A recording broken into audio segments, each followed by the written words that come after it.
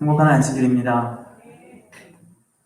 이렇게 영상으로만 찾아뵙다가 이렇게 직접 얼굴을 보고 마주하니 얼마나 기쁜지 모르겠습니다. 아직 서로 마스크를 쓰고 거리를 두고 악수를 편하게 나누거나 또 껴안지 못하지만 그래도 이렇게 얼굴을 보고 우리가 말씀을 나눌 수 있다는 게 하나님께서 주신 축복이라 생각합니다.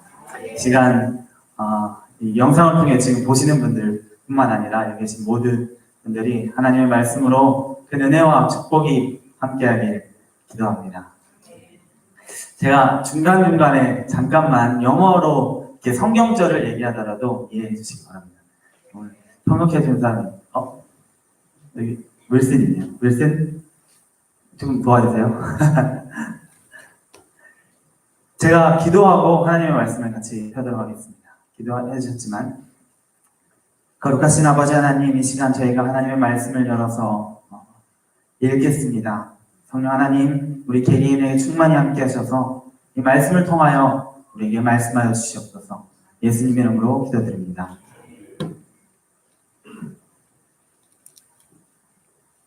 한 사람이 있습니다. 이 사람은 매일과 같이 비슷한 장소에 그 부근에 와서 있습니다. 근데 이 사람은 질병을 가지고 있습니다. 태어날 때부터 질병을 가지고 있습니다. 일반 사람은 모두 다 가지고 있는 눈을 가지고 있지 않습니다. 한 번도 빛을 본 적이 없어요. 나무가 어떻게 생겼는지, 자신의 얼굴이 어떻게 생겼는지, 부모님의 얼굴이 어떻게 생겼는지 조차 확인하지 못한 사람입니다. 이 사람은 부모님께도 버림을 받아서 매일과 같이 성전 앞에 나와 구걸을 하고 있습니다. 여느 때와 같이 똑같은 장소에 와서 구걸을 하기 시작하는데, 오늘은 앉아있는데 조금 시끄러운 소리가 들립니다. 사람들 발자국 소리가 들려요. 한두 명이 아닙니다. 여러 명이에요. 그런데 조용히 오는 것이 아니라 왁자지껄 시끄럽게, 이 시끄러운 소리로 들리지 않고 경쾌한 소리로 들리면서 무언가 자기가 있는 곳으로 오는 것 같습니다. 그래서 여느 때와 평소와 다르다는 것을 느끼고 있는데, 갑자기 발소리가 다급하게 앞으로 빨리 다가오는 소리를, 그리고는 어떤 사람에게 선생님 또는 라비어 하며 질문을 묻습니다. 선생님, 여기 앉아있는 이 맹인은, 태어날 때부터 맹인은 이 사람의 죄 때문입니까? 아니면 부모님의 죄 때문입니까? 라는 소리를 듣습니다. 이 맹인은 정말 듣기 싫은 소리를 들었어요. 자기는 아무것도 한 것도 없는데 내가 뭘 했지? 나는 있는 그대로 태어났는데 왜 나는 죄를 가지고 태어난 거지?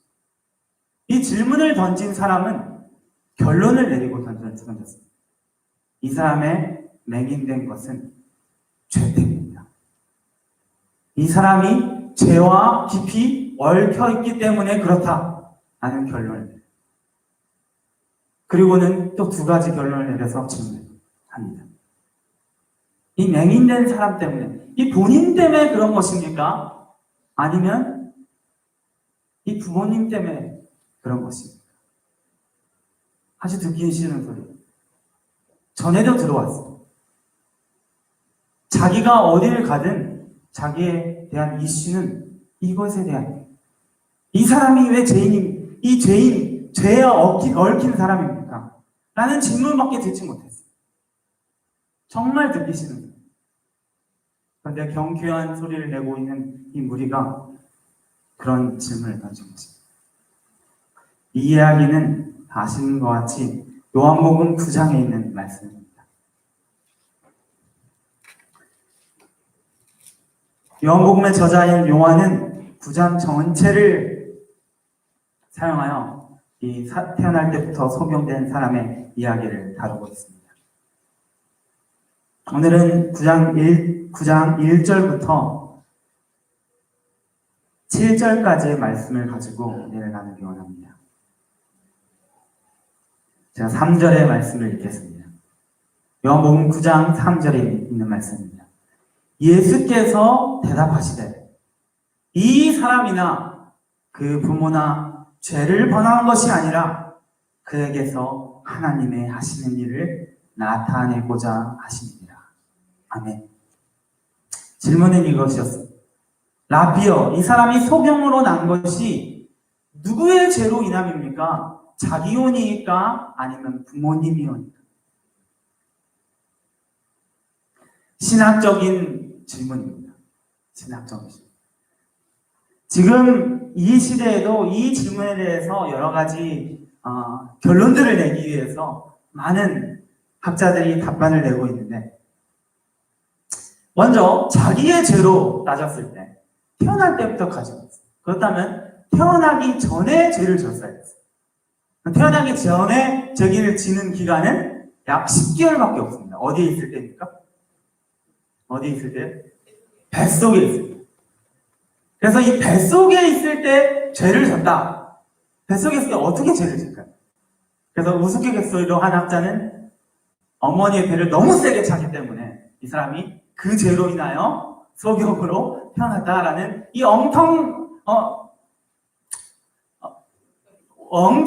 엉터리 결론을 내는 사람들도 있습니다. 그런가 하면 다른 이 부모님께로 이 죄가 나온 것입니까? 라는 질문은 좀 더 진지하게 들어가게 됩니다. 이 부모님께 죄를 진 것입니까? 이 부모님 죄 때문에 소경으로 난 것입니까? 라는 결론을 내린 사람들은 이 출애굽기 20장 5절에 있는 말씀의 기준으로 이런 결론을 냅니다. 출애굽기 20장 5절에는 이런 말씀이 기록되어 있죠. 그것들에게 절하지 말며 그것들을 섬기지 말라. 나 여호와 너의 하나님은 질투하는 하나님인즉 나를 미워하는 죄를 갚되 아비로부터 아들에게로 3, 4대까지 이르게 하거니와. 라는 이 말씀에 기준하여 이런 결론을, 이 사람이 정말 10계명에 있는 이 계명을 지키지 않았기 때문에 이 부모님들의 죄로 인하여 이 아들이 소경으로 태어났다라는 결론을 내리게 되죠. 참 위험한 결론입니다. 위험한 결론. 여러분, 지금 저희가 안교 국가로 성경의 해석법을 배우고 있죠. 이 성경을 해석하는 것은 이렇게나 중요합니다. 이런 결론을 내려버리면 정말 하나님은 너무 무자비한 하나님입니다. 무자비. 거기서 자신의 죄에서 멈추지 않고 3, 4대까지 이르게 한다니 얼마나 무서운 하나님이 되는, 어디에 사랑의 하나님이 있어요. 여기서 얘기하는 10계명에서 얘기하는 아비로부터 3, 4대까지 이르게 한다는 것은 이 아버지의 영향력이 그렇게 크다는 거예요. 영향력이 너무 커서 이 영향력이 아들에게까지 이 주변 환경이 미치게 되면 이 사람들이 하나님을 만나게 되는 경험이 줄어들 수밖에 없다라는 이 베이스에서 얘기하셨어요. 그에 대한 정확히 얘기하는 것은 에스겔에 기록되어 있습니다. 에스겔로 다 같이 한번 가보시겠습니다. 에스겔 18장에 있는 말씀입니다. 이곳에서는 분명히 얘기하고 있습니다. 에스겔 18장, 제가 1절부터 4절까지 읽고요. 그리고 19절부터 20절까지의 말씀을 읽겠습니다. 에스겔 18장 1절부터 4절에 있는 말씀입니다. 여호와의 말씀이 또 내게 임하여 가라사대 너희가 이스라엘 땅에 대한 속담에 이르기를 아비가 신포도를 먹었으므로 아들의 이가 시다고 함은 어찌미뇨. 나 주 여호와가 말하노라. 내가 나의 삶을 두고 맹세하노니 너희가 이스라엘 가운데서 다시는 이 속담을 쓰지 못하게 되리라. 모든 영혼이 다 내게 속한지라. 아비의 영혼이 내게 속한 같이 아들의 영혼도 내게 속하였나니 범죄하는 그 영혼이 죽으리라 라는 결론을 맺고 19절 20절에 이렇게 얘기합니다. 그러므로 너희는 이르기를 아들이 어찌 아비의 죄를 담당치 않겠느냐 하는도다. 아들이 법과 의를 행하며 내 모든 율례를 지켜 행하였으면 그는 정령 살려니와 범죄하는 그 영혼은 죽을지라. 아들은 아비의 죄악을 담당치 아니할 것이요 아비는 그 아들의 죄악을 담당치 아니하니니 의인의 의도 자기에게로 돌아가고 악인의 악도 자기에게로 돌아가리라. 아멘. 분명하게 이야기하고 있습니다. 이 죄는 그 사람에게 속할 것이다 라고 얘기하고 있습니다. 성경에서. 에스겔에서 만약에 여호와께서 내 삶을 두고 맹세하노니 그런 일이 결코 있지 않으리라 라고 성경에서 분명히 얘기합니다. 근데 우리 이 소경의 이야기로 다시 돌아와서 이 소경은 귀에 못이 박히도록 이야기를 들어요. 너의 소경됨은 너의 죄 아니면 너희 부모님의 죄 때문에. 그리고는 많은 사람들은 부모님의 죄를 들먹이면서 이야기합니다. 이 소경은 이 이야기를 정말 듣기 싫었어요. 너무나 많이 들었어요. 자기가 무엇을 하였길래? 내가 무엇을 하였는데? 정말 듣기 싫어요. 여러분, 우리가 분명히 해야 될 것은, 저희가 분명히 기억할 것은 하나님께서 우리에게 시련을 허락하시긴 하지만 시련을 우리에게 주지는 않습니다. 시련을 허락하시긴 하지만 주지는 않아요. 허락과 주는 것과는 분명한 차이가 있습니다. 분명한 차이가 있습니다. 허락하시는 것과 주시는 것과는 분명한 차이가 있습니다. 우리가 욥의 이야기를 통해서 정확히 알겠어요. 욥의 이야기가 어떻게 시작되죠? 욥이 부유할 때 사단이 하나님께 찾아오죠. 하나님께서 사단에게 너 나의 의로운 종 욥을 모았느냐? 사단이 하나님께서 모든 걸 다 주니까 그런 거 아닙니까? 얘에게 시련을 주고 싶죠. 누가 주라고 그래요? 사단이 주라. 거기에 대한 허락을 누가 하셨어요? 하나님께서 했어요. 여러분, 하나님께서는 우리가 시련 겪기를 원하지 않으십니다. 누가 자기의 사랑하는 사람을, 자기의 아들을 고통받기를 원하는 사람이 어디 있습니까? 하나님께서도 우리가 고통당하는 것을 원하실까요? 누가 우리 사랑하는 사람이 고통당하기를 원하세요? 한 명도 없잖아요. 고통이라는 것은 피해갔으면 좋겠지. 하나님께서 똑같으세요. 하나님께서는 우리가 고통받기를 원하지 않으시고 우리에게 언제나 편한 길을 가기를 주기를 원하신다는 것을 우리가 분명히 기억해야 돼요. 소경 이야기로 다시 돌아와서요. 이 소경은 자신이 들었던 이야기, 정말 듣기 싫은 이야기를 들었어요. 그리고는 이 질문의 결론을 아마 미리 예측하고 있었어요. 그냥 항상 죄니까. 어쨌든 내 죄 아니면 부모님의 죄 때문에 그렇다라는 것이죠. 그러나 이 소경이 잠잠히 듣고 있을 때 한 인자한 목소리는 이 소경의 예상을 완전히 뒤엎어버리죠. 4절을 다시 읽겠습니다. 3절을 읽겠습니다. 예수께서 대답하시되 이 사람이나 그 부모가 죄를 범한 것이 아니라 그에 대해서 하나님의 하시는 일을 나타내고자 하십니다. 예수님께서 말씀하셨습니다. 아니야.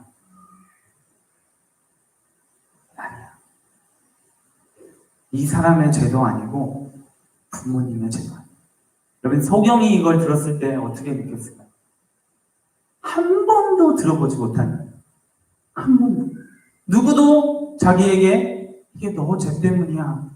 너 죄 때문이 아니야. 부모님의 죄 때문도 아니야. 라고 얘기해 준 적이 없어요. 한 번도. 그런데 예수님께서는 뭐라고 하세요? 너의 죄도 아니고 너의 부모님의 죄도 아니고. 그런데 거기에 넘쳐서 뭐라고 하세요? 하나님의 일을 드러내기 위함이다. 여러분, 아멘입니다. 여러분, 이 소경은 부모님께 버림받았어요. 그래서 구걸을 하고 있어요. 부모님께 버림받았어요. 앞에 보이지도 않아요. 자신의 얼굴조차 모릅니다. 그의 삶은 매일같이 일어나 사람 많은 곳으로 가서 구걸하고 자기의 끼니를 때우고 돌아와요. 빛도 없어요. 희망도 없어요. 희망은 찾을 수가 없어요. 거기에 넘쳐서 하나님께 영광을 돌린다? 이거는 꿈도 꿀 수가 없는 일이죠. 내가 하나님을 위해 무슨 일을 할 수 있어요?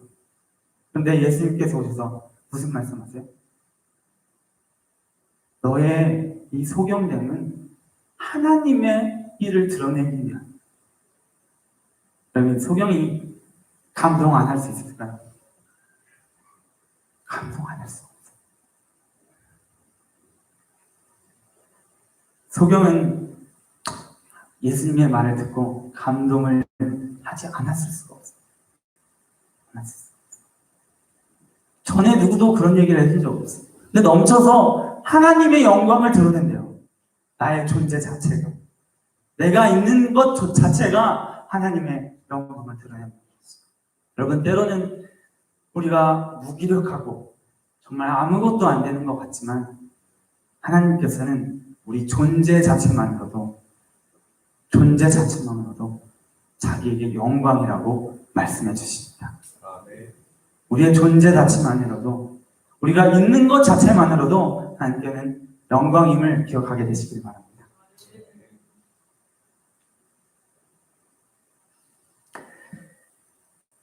예수님께서 그런 말씀을 하시고 이제는 예수님께서 어떻게 하시죠? 소경에게 다가와 흙을 만지십니다. 예수님께서, 하나님께서 이 땅을 창조하실 때 흙을 만지시듯, 흙을 만지셔서 빚으셔서 생기를 불어넣으시듯 하나님께서 무릎을 꿇으셔서 무릎에 흙을 묻히시고 정성스럽게 흙을 모아 어떻게 해요? 얼마만큼의 침을 발랐는지는 저희가 상상할 수 없습니다. 이게 뭉쳐지는 만큼이니까 어느 정도일지는 모르겠지만 침을 발라서 소경의 눈에 붙여줍니다. 요한계시록 주석을 쓴 한 학자는 이렇게 얘기합니다. 재창조가 일어나기 위해서는 먼저 망가져야 한다. 재창조가 일어나기 위해서는 먼저 망가져야 된다. 이 요한계시록 저자는 이 예수님께서 재림하셔서 이 재창조, 새로운 하늘로 올라가기 위해서 우리에게 재앙들이 내리죠. 일곱 나팔이 불면서 재앙들, 그 얘기를 하면서 재창조가 일어나기 위해서는 망가져야 된다. 여러분, 예수님께서 흙을 빚으셔서 침을 뱉어요. 어떻게 보면 더럽다고 느낄 수 있어요. 그리고는 눈에 바르셨어요. 눈에 바르셨어요. 예수님은 그냥 손으로 손을 눈에 얹으시고 기도하시면 눈이 떠졌을지도 모르겠어요. 예수님께서는 어떤 의미를 주기 위해서 흙을 바르셔서 붙이셨어요. 그리고는 어떻게 하라고 하세요? 내가 실로암으로 가서 씻으라. 여러분, 예수님께서는 눈을 대시고 뜨게 하실 수도 있었고, 아니면 주변에 있는 물로 씻으라고 하실 수도 있었어요. 근데 예수님께서는 굳이 어떻게 하셨어요? 흙을 바르시고 다른 곳으로 가서, 실로암이라는 곳으로 가서 너가 눈을 씻으라. 여러분, 이곳에는 믿음이 요구되는 말씀입니다. 믿음이 요구돼요. 믿음. 이런 치료를 본 적이 없어요. 사실 창세 이후로부터 날 때부터 소경된 자가 눈을 뜬 적이 없어요. 여기 요한복음에 정확히 기록합니다. 32절에 창세 이후로 소경으로 난 자의 눈을 뜨게 하였다함을 듣지 못하였습니다. 창세 이후로 눈을 뜬 적이 없어요. 태어날 때부터.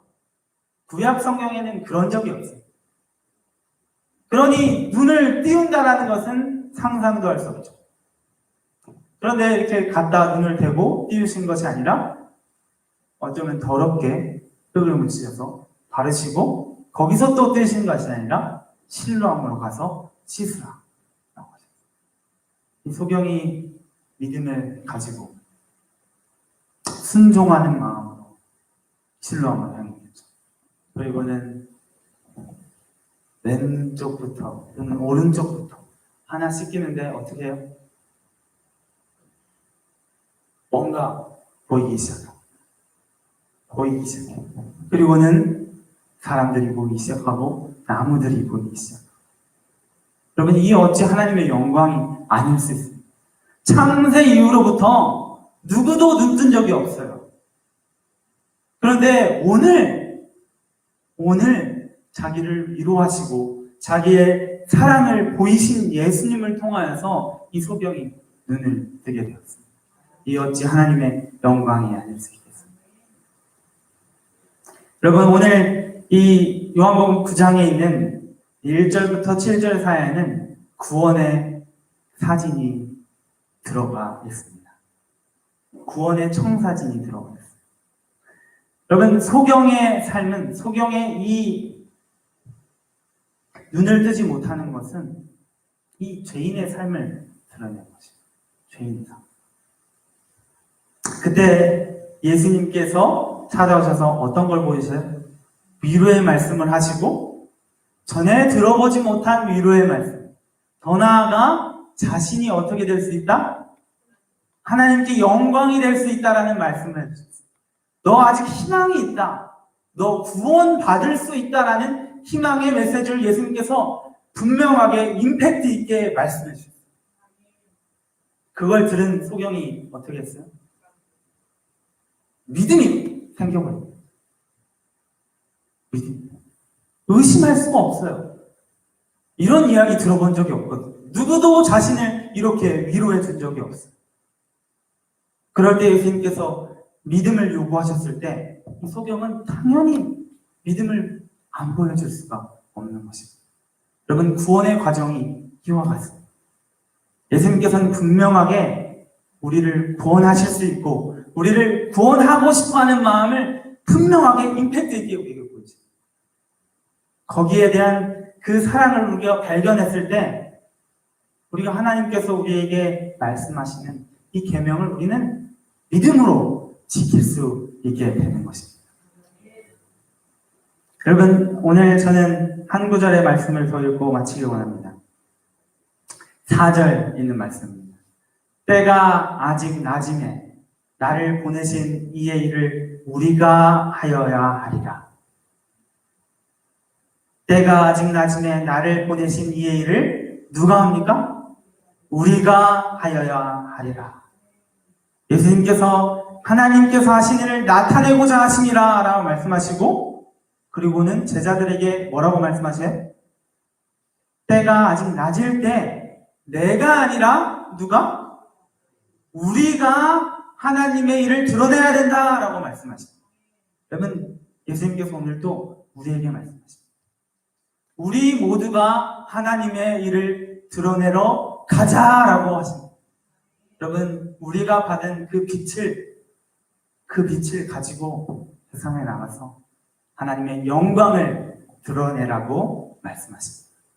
그 말씀에 우리 모두가 부름에 답하는 저와 여러분이 되기를 바라면서 말씀을 마치겠습니다.